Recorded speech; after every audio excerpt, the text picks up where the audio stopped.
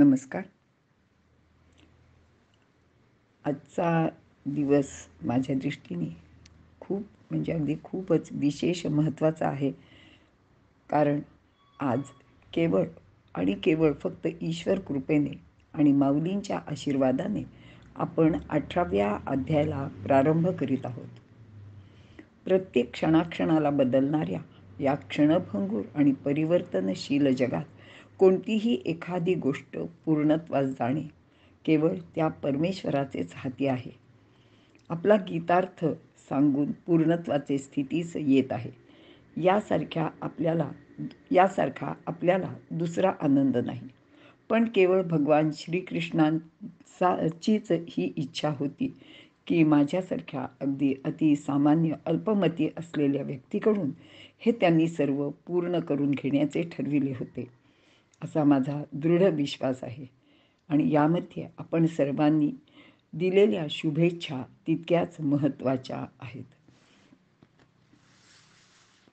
18वा अध्याय महत्त्वाचा अशा दृष्टीने आहे की मानव कल्याणार्थ विश्वसागराशी एकरूप होताना 18व्या अध्यायात ज्ञानेश्वरी सहस्र भावधारांनी वाहती झाली आहे.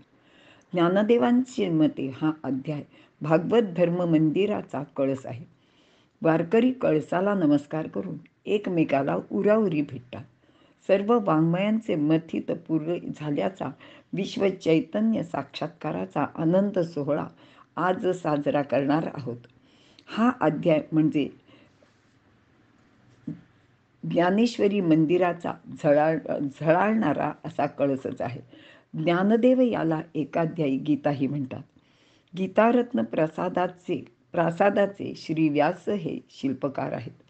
त्यांनी आत्मज्ञानरूपी प्रचंड शिळा करून त्यात हा कृष्णार्जुन संवाद मूर्तिमंत केला आहे. अध्याय 15वा भूमिरूप आहे. 16वा मंदिराच्या घुमटासारखा आहे, तर 17वा भागवत मंदिराच्या कळसाखालच्या बैठकीसारखा असून 18वा हा कळसाध्याय आहे आणि त्यावर श्री व्यासदेवांनी धर्मध्वजा धरली आहे.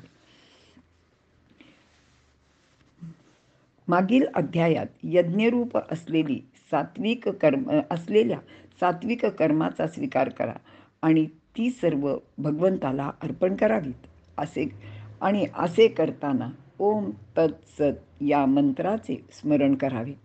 कारण ओम म्हणजे सातत्य, तत् म्हणजे अलिप्तता, सत म्हणजे सात्विकता.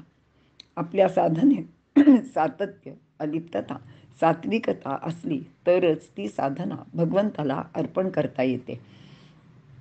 आणि हे सर्व ऐकून अर्जुनाचे मनात जी शंका निर्माण झाली ती पुढील श्लोकात अर्जुन विचारत आहे. आणि यानंतर आपण 18व्या अध्यायाला सुरुवात करणार आहोत.